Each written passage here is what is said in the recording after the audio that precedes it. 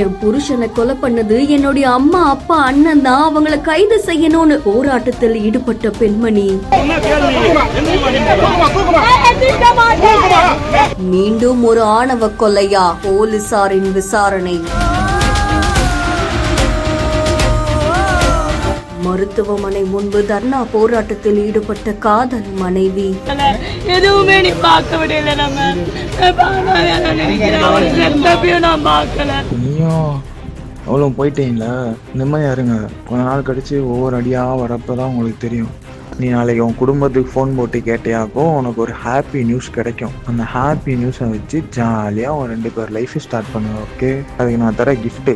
அனுபவப்படா தம்பி, நீ எவ்வளோ நரக வேதனை அனுபவிக்கணும் அனுபவிக்க ஆரம்பிச்சுட்டு. திண்டுக்கல் நிலக்கோட்டையை சேர்ந்த ராமச்சந்திரன் மற்றும் அவருடைய மனைவியான ஆர்த்தி அப்படின்றவங்க பழகி பேசி நட்பா இருந்து அதுக்கப்புறம் காதலிச்சுட்டு வந்திருக்காங்க. இவங்களுடைய காதலுக்கு 2 பேர் வீட்டாரும் எதிர்ப்பு தெரிவித்த நிலையில 2 பேரும் பிரிஞ்சு போனதா சொல்லப்படுது. மறுபடியும் ஒரு கட்டத்துல ஒன்னா சேர்ந்த இவங்க திருமணம் செஞ்சுக்கிட்டாங்க. திருமணம் செஞ்சு திண்டுக்கல்ல தான் தனியா வாழ்ந்துட்டு வந்திருக்காங்க. அதை தொடர்ந்து ராமச்சந்திரனுடைய உறவினர்கள் வேலைக்காக ராமச்சந்திரனை அழைச்சிட்டு போயிருக்காங்க.